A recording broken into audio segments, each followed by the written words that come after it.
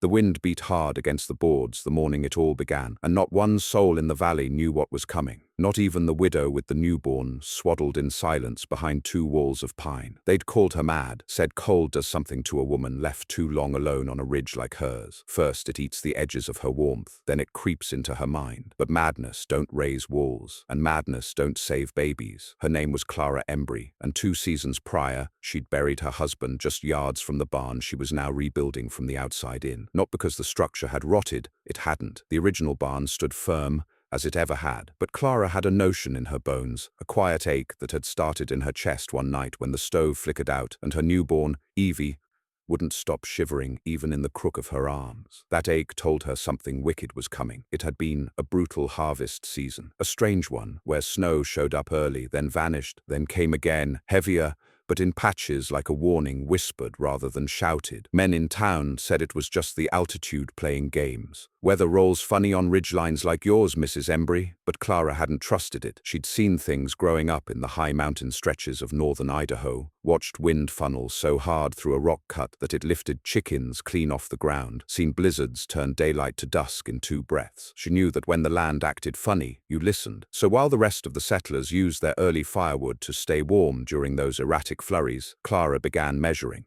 Not the barn itself, she knew that space like she knew her own breath, but the ground around it, 2 feet out from each wall, then 3. She staked and paced. Then, quiet as snow falling on moss, she started building again. A second wall, thinner than the first but just as tall, began to rise around the barn like a second skin. Folks from down in Bristle Valley would pass on their way to the trading post and stop to gawk. Some came up just to see her work, to get a laugh and something to talk about over poker and cider. "You insulating the moonshine?" one man joked. "Or keeping demons out?" Clara never answered. She just hammered. Every nail was driven in silence, but with intent. She built the new walls 4 feet off the originals, leaving a hollow channel between them, then filled the space at the base with straw, mud, and the odd stone. The air gap trapped heat, she reckoned, same as the double walls her uncle used to build for his hog pens in Dakota. But this wasn't a hog pen. It was shelter for her newborn, and something in her spirit told her that when the cold came again, it wouldn't come politely. By mid-December, her work was done. The barn looked odd, no doubt about it. A box wrapped in a box, like something a child might build out of crates. But it stood, solid, unmoving. Inside, she'd laid a second floor on the hayloft and nested Evie's crib up there, nearest the pocket where heat liked to rise and settle. That's when the silence came. It began with stillness. No birdsong, no wind. Even the creek behind the barn stilled, like it feared to make noise. Clara watched it all from her porch, Evie swaddled in a quilt and dozing against her breast. She remembered how her mother once told her, "Stillness ain't peace. Sometimes it's the breath right before a scream." And scream it did. The blizzard came down that night like vengeance. She'd been splitting kindling when the first howl hit the cabin walls like a thrown axe. The sound wasn't wind, not in the way folks down in the valley talked about wind. This was different. It had weight. It pressed, shoved. The shutters rattled like bones in a drum. Snow came in sideways, then up from the ground, eddying in spirals that looked like smoke from the underworld. She wrapped Evie to her chest, tossed 2 blankets over them both, and ran for the barn. She barely made it 10 steps before her face burned from the frostbite's bite. The cold didn't sting, it carved. Her boots vanished beneath drifts before she even reached the outer wall of the barn, and she had to slam herself against it just to find the door latch. Inside, warmth. Not heat, not comfort, but a noticeable difference. The outer wall had caught most of the wind, and the inner barn stood still, its corners barely kissed by the storm. She climbed the loft, laid Evie back in her crib, then sat beside her, shaking so hard her teeth ached. And then came the worst part, the quiet inside. She could hear every gust that pounded the outer shell, could hear the roar of wind curling around the gaps, but none of it broke through. The second wall, ridiculous as it looked, held firm. She waited, heart slamming against her ribs, unsure if the whole thing would hold. Then in the distance, screams. Not hers, not Evie's, not even human. The storm carried sound in terrible ways. Some said it was the snow echoing against the cliffs. Others said the coyotes went mad when the cold got too sharp. But Clara had grown up hearing those cries. These were not coyotes. They were families, settlers, people, screaming because the storm had come early and hard, and their cabins hadn't been built for this. Down in the valley, Chimneys collapsed. Firewood grew wet and useless. Babies froze in their blankets while their mothers screamed for dry tinder that didn't exist. A man named Holtz tried to burn his floorboards to stay warm. He and his daughter were found curled in ash 2 days later. But Clara's barn never dropped below freezing. She had no thermometer, no instruments. But she knew the straw hadn't frozen, the water in the trough didn't ice, and Evie kept breathing. All night long, she could feel her baby's breath on her knuckles, warm as the summer air she could barely remember. She stayed in that barn for 3 full days. When the winds finally broke and the snow fell straight instead of sideways, Clara emerged with Evie wrapped tight in a sling, her own cheeks red and raw but alive. She trudged back toward the cabin and saw in the distance smoke, not chimney smoke, but the kind that came after ruin. She wept, not out of joy but grief, because she'd known, because she'd tried to tell them, even in her silence, because she'd done what they'd all mocked, and now she had to live with the fact that she'd been right. A group of men arrived 3 days later, dragging their boots and looking half frozen, shoulders stooped under blankets and grief. They didn't laugh then, they stood in silence, gazing at the barn like it was a monument, like it had been built of prophecy and not pine. One of them finally asked, voice trembling, "Did you lose anyone?" Clara only looked toward the loft and said, "No, that was all," and it should have ended there, but it didn't, because that night, while she sat again in the barn holding her child, she noticed something strange behind the back wall, a faint draft. Different from before, not cold, not wet, but warm, almost impossibly warm, as if something beneath the earth had shifted. And when she pulled the boards aside, she saw it, a thin crack in the floor beneath the original foundation, wide enough to crawl through, and inside a tunnel, man-made, and someone had been there recently. The crack in the barn floor was no wider than her forearm. But Clara knew what it meant the moment she felt the heat wafting from it. Not smoke, heat, dry and steady, unlike the erratic warmth of a fire. It stirred the hairs on her arms and seemed to rise from the earth itself. And deep inside, beyond the jagged edge of the split wood and broken dirt, she could hear something, a distant shifting, like boots scraping gravel, or breathing. She didn't move at first. Evie stirred in her arms, restless but warm, her little mouth puckered in sleep. Clara pressed the child against her chest and stared into the crack, the storm outside still whispering through the gaps in the barn's double skin. Who had been under her barn, and why had she never heard them? She eased Evie into the crib, wrapped the blankets tighter around her, and pulled her shotgun from the corner. She hadn't fired it since the night coyotes got into the chicken coop 2 springs ago, but she kept it clean and dry, oiled and ready. Every widow did. It was part of the unspoken law of surviving out here. She laid flat on her belly and pressed her ear to the boards. Nothing now, just silence. The kind of silence that followed when the wind gave up and the cold settled into everything like rot. She sat up, unsure what to make of it, but her eyes stayed on that gap. The barn floor hadn't been like that before the storm. She'd been in and out of the space every day, piling hay, checking Evie's cradle. Something had shifted beneath it. Something had moved. When dawn finally broke, Clara opened the main barn doors and stepped into a world half erased. The storm had not just swept through, it had carved. Snowbanks stood like pale cliffs, 10 feet high in places, all leaning in strange angles as if the wind had sculpted them like wet clay. Trees were stripped bare and bent low. A water barrel near the cabin had exploded from the freeze, staves scattered like bones across the ice. And no smoke, no cook fires in the valley, no hearths burning low, no distant smell of pine wood and ash from the settlement, just the slow drift of snow and silence. She didn't have to ask how many were gone. She just walked, cradling Evie beneath her coat, toward the nearest homestead, the Jennings place, and found the front door torn clean off. Inside, silence. The beds were empty, the hearth cold. A single tin cup rested on the table, frozen solid with water. She found Sam Jennings's body 2 cabins over, curled in the woodshed with a quilt around his shoulders and his wife's rosary clutched in his frozen hand. There was no sign of the children. By sundown, Clara had visited 5 cabins and found no one left breathing. When she returned to her own place, the barn felt different, as if it was no longer merely a shelter but a threshold, something that had kept her alive while the world had been erased. She sat in the loft beside Evie, her heart heavy with grief and confusion, and again she heard it, the faint scraping beneath the floorboards. This time it didn't stop. She watched the crack in the boards for what felt like hours. Then, slowly the dirt inside shifted, and a hand appeared. She almost screamed. Her shotgun was already in her arms before she realized the hand was human, shaking, calloused and dark with old dirt. Then came the voice. "Don't shoot," it rasped. "I've got no strength for crawling back." Clara stared. The hand curled against the barn floor, gripping the edge like a drowning man gripping a dock. The knuckles were scabbed, the nails chipped. Then a face appeared, hollow-cheeked, bearded, half covered in dried mud, eyes squinting against the lantern light. "I'm not here to harm you," he said. "I didn't even know someone lived here now." She didn't lower the gun. "Who are you?" He coughed, the sound wet and raw. "Name's Elias Marin. Used to ride dispatch for the army out of Fort Odell. I took shelter in a mine tunnel when the war lines collapsed. Dug out the rest myself when the cave-ins came. Thought it had collapsed for good last winter. Guess it didn't." Clara's finger twitched on the trigger. "This your tunnel?" He shook his head. "It was dug by deserters mostly, men who didn't want to face the front or the hangman. Been abandoned for years until I found it." Clara could feel her instincts bristling. She didn't like liars, and something about him didn't sit clean. But then she remembered the warmth from the crack, how it had risen steady all through the blizzard. "You've got a stove down there?" Elias shook his head. "No. The tunnel leads down into old thermal veins, steam vents, natural heat. You ever dig into volcanic rock? You'd understand. It's how I stayed alive when the frost rolled in." He eased himself up from the hole, inch by inch, like a man half dead from hunger. His coat was patched with rags, boots near falling apart, but his skin wasn't frostbitten, and he was breathing. "You're the only one I've seen alive," he said quietly.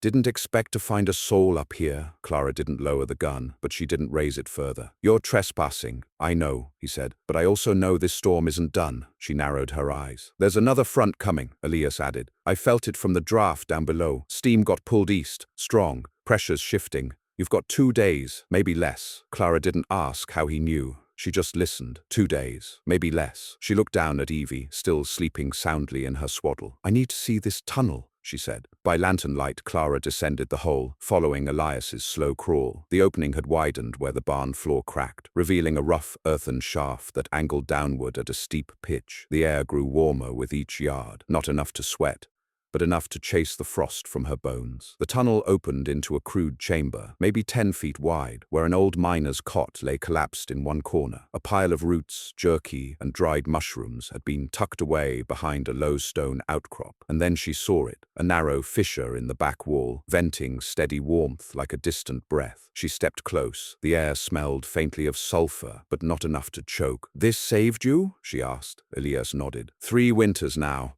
But I ain't the first. Look there." He pointed to the stone wall above the vent. Scrawled in old charcoal, faded but visible, were names, not carved, written, scrawled in frantic, blocky lettering. At least 20 names, some of them with dates: 1872, 1875, 1879, and one that stopped Clara cold. Ember, Jan, 1871, her husband's name. She felt her knees weaken. "Where do you say you were from?" she asked Elias, voice low. He glanced at her, puzzled. "Fort Odell, originally. Why?" She didn't answer, because the truth was, her husband had never mentioned a tunnel, never said a word about an underground chamber, or warmth beneath the barn, or names scratched in stone. But she recognized his handwriting, that scrawl. It was his. He'd known. He'd been down here and never told her. The next morning, she returned to the barn and began moving supplies. Hay, blankets, dried goods. She laid planks across the crack to widen the descent into the tunnel, lashed ropes to help guide herself up and down. Elias helped, slow but steady, offering no complaint and making no demands. By noon, she'd moved Evie down into the chamber, laying her crib beside the warm fissure. The baby slept soundly, unfazed, and just as the sky darkened, the second storm came. This time, there was no warning, no stillness, just a thunderclap so loud it cracked the ridge above the cabin and shook snow loose from the trees. The wind that followed howled like it had a name. The second wall groaned but held. Then the cabin collapsed. Clara watched from the barn doors as the snow surged down the slope in a blinding white roar. A tree split in two and vanished into the drifts. Her porch was gone in seconds. Then the roof caved in, swallowed whole. She turned and ran back to the tunnel, descended into the warm dark, and held Evie tight while the world above screamed and tore and froze. Elias lit another lantern and said nothing. They stayed there for 2 more days, and when they emerged, the barn still stood.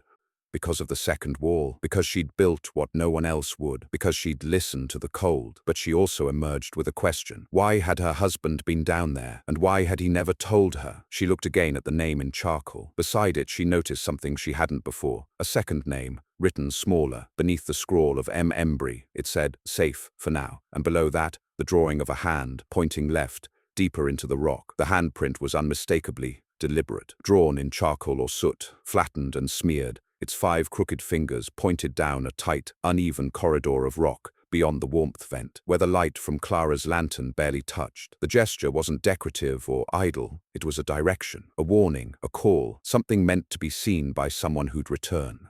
Clara stood still beneath the heavy hush of the tunnel, Evie breathing gently in her arms, while Elias leaned against the wall behind her, his beard glistening faintly from steam and lantern sweat. "That vent was as far as I ever went," he muttered. "Never saw that mark before." "You didn't go farther?" Clara asked, eyes still locked on the crack. "I had no reason to." He sounded almost ashamed. "I came here to hide, not to explore." Clara lifted her lantern and ducked, stepping under the natural stone arch where the tunnel narrowed. She left the main warmth chamber behind, heart thudding louder than her footsteps. The passage felt tighter by the yard, less a tunnel and more a fissure, as if the earth had split itself open long ago and someone had simply crawled in and kept going. The walls were rough-hewn in places, clawed out by pick or blade, but other portions bore old timber braces, their beams blackened with mold, long rotted. She passed a collapsed shovel, a leather strap eaten through by time, and a splintered crate filled with rusted tins. And then another handprint. This one pointed down a sharp decline, nearly vertical, where narrow footholds had been carved into the stone. The descent opened into a strange cavity, not a chamber, but a sloping, rounded basin, like a stone bowl nestled into the mountain's bones. And at the bottom, buried under frost-rimed dust and lichen, something glinted. She descended with care, one hand always cradling Evie close and the other clutching the lantern tight. Elias did not follow. She didn't ask him to. When she reached the bottom, she brushed the frost away and found a latch, iron,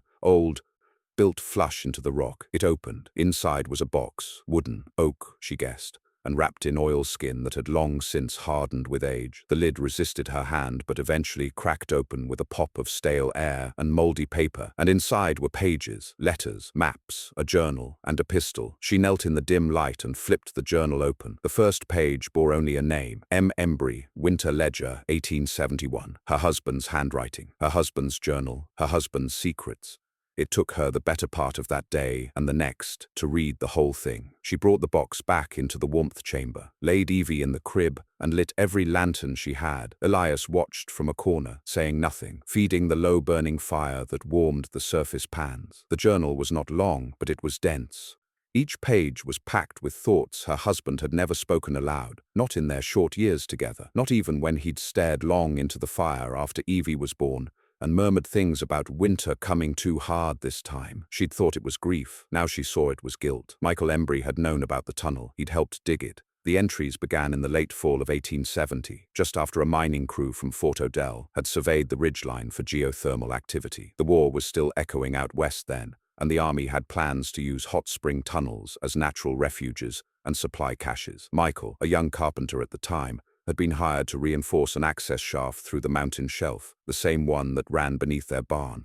But the project had been quietly abandoned after 2 miners died from gas exposure deeper down. The army pulled out, the funds dried up, but Michael had stayed. Along with 2 other men, he'd kept digging, not for gold or heat, but for secrecy. The ledger told it plainly. This ridge will not survive another winter. Storm patterns are wrong. The clouds hang too low. The air whistles at the wrong pitch. I've never heard birds go quiet like this before. We dug the second chamber to hold food, and the shaft beyond it for water collection. There's a vein of steam deep in the bedrock. The pressure changes every few weeks. If we learn it right, we'll have heat without smoke. It might be the only safe place left when the freeze sets in. Clara turned the pages with hands that trembled. We should have warned the others, but we didn't.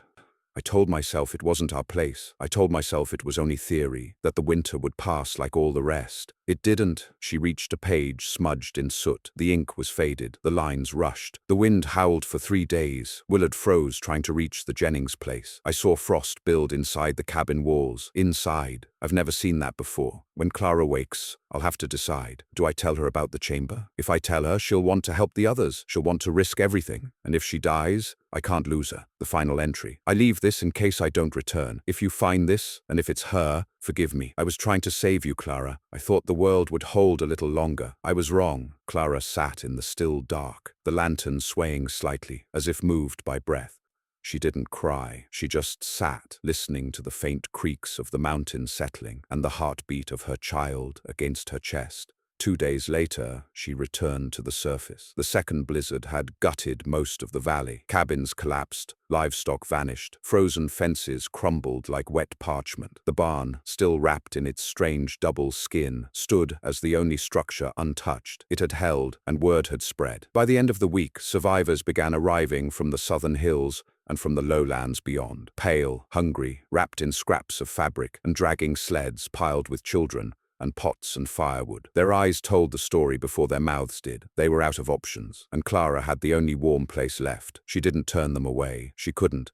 She opened the barn doors wide and let them see for themselves. The hollow walls, the hay-stuffed seams, the rope-lined tunnel that led into the mountain, the warmth chamber. Some scoffed, others wept. Most just stood there, stunned, until she told them plainly, "If you've got hands, use them. If you've got children, hold them close. But if you want to live, don't laugh at this place." Not again. They listened, because they'd buried too many to argue. Within days, the survivors had fortified the barn further. They brought timber, nails, old wagon wheels, reinforced the outer wall with stone blocks from a collapsed mill, dug a drainage trench to catch meltwater. Cookfires were moved into the tunnel mouth, their smoke vented with makeshift flues and tin chimneys that Elias helped rig. He'd changed too. The quiet fear that had lived in his eyes seemed to fade as the place filled with noise, crying babies, hammering hammers, clanging kettles, whispered prayers. He no longer sat in corners. He built alongside them. And Clara, she dug deeper, not just into the earth, but into the journal's remaining pages. The maps. Michael had drawn a crude layout of the thermal veins. He'd marked other potential vents, deeper ones, farther south. If she could map them out, the survivors might not just endure this winter, but plan for the next. But the last note he'd left haunted her most. "If she finds the drawing, she'll know. I couldn't tell her, but she'll understand why I hid it." And beside that line, a final sketch of a second barn, but not above ground. It was drawn into the cliffside, built beneath layers of earth and timber and stone. A second shelter, one he'd never lived to finish, one only she could build now, and winter wasn't done yet. The drawing haunted her. It lived in her pocket now, folded with care, the corners softening from her fingers, always brushing it, always unfolding it to study the lines and angles. Michael had sketched it like a man possessed, not a draft for a cabin or even a barn, but something half buried in the earth, sealed from the wind, nested in the cliff face behind their homestead. A shelter meant not just to resist the cold, but to vanish inside it, to live within the mountain's bones. Clara didn't sleep that night, not from fear, but from clarity. The storm was coming again. She felt it, not in the sky, not in the trees, but in the silence of the animals. The ravens hadn't returned. The snow held a crust now, dry on top, brittle like old paper. That meant no melt, no reprieve. And the sun, even when it rose, hung low and yellow like a sick child's eye. The barn had saved them once, but it was too exposed, and there were too many people now. They needed to go down, or deeper in. That morning, she took her spade and walked behind the barn with Evie swaddled tight against her chest, her small face red from the cold, asleep and dreaming against Clara's collarbone. The cliffside behind the homestead was steep, but not sheer. Grey limestone, dusted in wind-blown snow, ridged and cut from old glacial scars. She climbed slow, careful not to slip, and followed the map's lines to a shelf of rock with a divot. Not quite a cave, but not natural either. It was as if someone had started to dig once, then stopped. She braced her boots and began again. The sound of her spade striking stone echoed across the ridge. One stroke, then another, each one sharper. The rock split faster than she'd expected, the frost having worked its own cracks during the years of neglect. After an hour, the space deepened. By evening, she had cleared a hollow big enough to kneel in. Her fingers bled from the cold. Her arms trembled, but she didn't stop. Elias found her at sundown. "You planning to dig your way into the afterlife?" he asked. Voice dry but not unkind. She didn't answer, just showed him the drawing. He said nothing for a long while. Then he took up a second spade. They worked through the night. By morning, the hole had widened enough to swallow 2 grown men. Clara crawled in with a lantern and saw what Michael must have seen years ago, a fault line in the stone, where the cliffside had fractured and left a natural cavern just beyond. It wasn't large, but it was dry. And more than that, it was warm, a second heat vein, not as strong as the one beneath the barn, but steady, rising through the rock in waves, curling the frost from her eyelashes. She turned to Elias. "We'll build it here." He didn't ask what, he just nodded. That week was a frenzy. Word spread fast through the valley survivors. The widow had found a new place, higher up, warmer still. They came in pairs, in sleds, dragging supplies across the frozen ridge with chapped hands and hollow cheeks. No one laughed anymore. No one scoffed at the second wall, or the strange tunnels, or the mad digging. They knew now, and they worked. Each day, Clara guided them to the cliffside and directed the labor. The entrance had to be widened, reinforced, braced with fallen pine trunks lashed together by scavenged rope and stripped leather. The inner walls were sealed with packed earth, moss, and pine pitch. Fire pans were placed near the warmth veins to help circulate the heat without choking the air. It became a rhythm. Men dug, women hauled, children cut strips of bark to weave into draft stoppers. Babies, like Evie, were wrapped and passed hand to hand, always guarded. The mountain opened. It didn't yield easily. Nothing out here ever did, but it yielded. On the 6th day, they reached the inner chamber. It was nearly circular, with a central stone outcropping and 2 natural shelves of limestone that could be used as benches or beds. The warmth here was stronger, and the air, strangely fresh. A vent must have led out to the other side of the ridge. Michael's sketch hinted at it, but no one had found it yet. Still, it was enough. They named it Hollow Home. Clara returned to the barn that night and stood in the loft beside Evie's crib, listening to the slow whistle of wind outside the double wall. The barn still stood, stronger than ever, patched with fresh boards and caulked with mud and moss and anything else the survivors could scrounge. But it wouldn't stand forever. She looked down at her daughter's face. There had been so many chances for this child not to live. The snow, the silence, the frost. But she had, because of a second wall, because of a tunnel, because someone, her husband, had looked at the mountain not as an enemy, but as an answer, and then hidden it all, not out of malice, out of fear. Clara understood that now. She had the same fear, that if too many knew, it would be ruined, that if the valley grew too crowded, the warmth would thin, that helping too many would cost her the one life she'd sworn not to lose. But she'd helped anyway, and now others had helped in return. That was the only answer Winter would ever accept. On the 7th day, the wind returned, harder this time, colder. The storm clouds boiled up from the east, not west like usual, a sign that unsettled even the oldest of the settlers. There was no sun by mid-afternoon, only a yellow-grey smear where the sky should have been. Clara watched it all from the barn roof, her shawl wrapped tight, her boots laced to the ankle. Below her, Hollow Home bustled, smoke trailing gently from the new vent they'd carved, children running with armfuls of cloth, Elias hammering a brace into the upper threshold. She climbed down and gathered them. "We don't ride this one out here," she told them, voice calm. "The barn saved us once. It won't again. We go into the cliff. Tonight." There was no debate. The wind began to howl by dusk. They moved fast. Evie was the first taken down, swaddled and handed from arm to arm through the wind like a sacred ember. Then the infants, then the old, then the rest. Sleds pulled by rope, hands dragging crates of beans, barrels of water, sacks of jerky, coiled blankets, fire pans, tools, rope, anything they might need. They sealed the barn behind them, just in case. But Clara knew. This time the barn would fall. It had done what it needed, given them time, taught them. But the mountain was the only place left now. They packed into Hollow Home, each family given a corner, each child a space.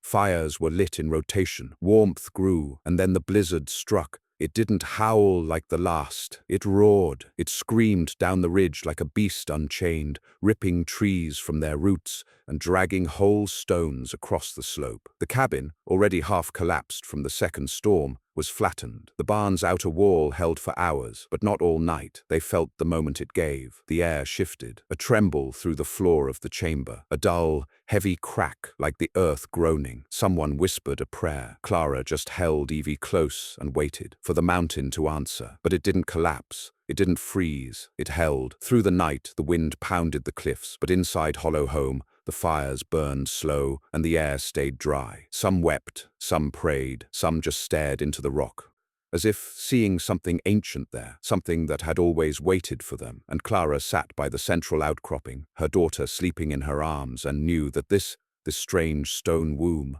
was the only true place they'd ever belonged. Days passed, the storm eased. When they emerged, blinking into the grey light of a world half buried again, they found the barn leveled, its roof caved in, its beams twisted like snapped twigs. But no one mourned it, because everyone had lived, not a single soul lost. For the first time since the freeze began, no one died, because the second wall had bought them time, because the tunnel had kept them breathing, because the cliffside had been hollowed, not just by them, but by the one man who'd seen all this coming and couldn't bring himself to say the words.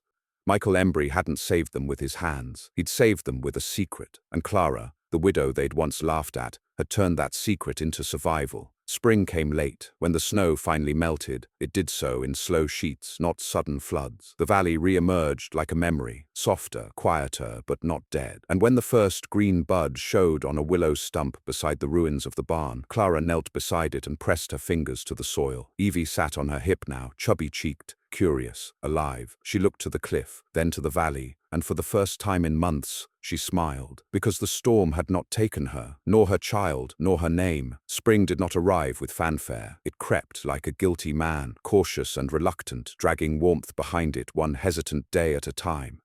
The snow melted in patches, not floods, revealing stumps, wagon wheels, the glint of lost tin cups in the dirt. The trees above the ridgeline stayed grey long after the valley had begun to green, and the creek behind the ruins of Clara's barn sputtered to life with a gurgling cough, like something uncertain of its own resurrection. But for those who survived inside Hollow Home, that cautious thaw felt like a miracle. It had been 87 days since they descended into the mountain, 87 days of cooking by lantern, of washing with meltwater carried in canvas slings, of sleeping against stone walls warmed by the belly of the earth. Babies had been born down there, two, in fact, one to the Miller woman, whose husband had died in the first storm, and another to the Tolans, whose 3 sons had built the vent shaft by hand.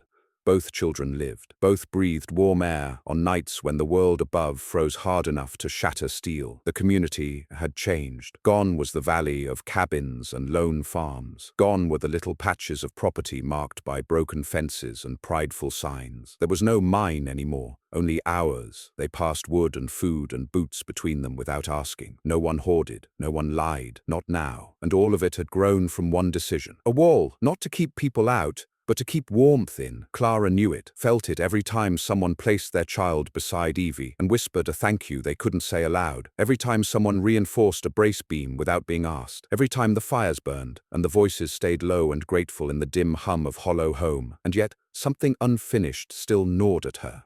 Not outside, inside. Michael's journal lay wrapped in leather beside her cot, unread for weeks now, yet never far from her hands. The last pages still lived inside her. The second sketch, the hidden vent, the suggestion that deeper warmth existed farther in. But it wasn't just that. It was the final few lines, scrawled like an afterthought. I buried it past the second chamber. Couldn't risk it being found. Not by them, not before her. If she finds this, she'll know what to do. Clara hadn't gone deeper yet, not since the day they found Hollow Home. But now the people were fed, safe, the storms had broken, and something in her chest whispered that it was time. Elias was the only one she told. He didn't ask questions, just nodded and packed rope, a lantern, and a rifle wrapped in leather. Evie was left with the Tolans, who'd taken to the child like family, their daughter Lissa sleeping beside her every night like a sister born of frost and quiet miracles. Clara kissed her daughter's forehead and whispered, "Back before supper," though she wasn't sure what time supper came anymore. Daylight up here was just a guess. They descended into the mountain, not through the living chamber, but through the old shaft, the one Clara had first found beneath the barn. It had remained sealed during the storms, packed with snow at the surface, and forgotten, but the interior was dry. The old warmth veins still breathing steadily through the rock. Past the first bend, the air changed, not colder, thicker. Clara felt it first in her lungs. The pressure, the weight of time and dust. The tunnel curved twice, then dropped at a sharp incline where water once must have pooled,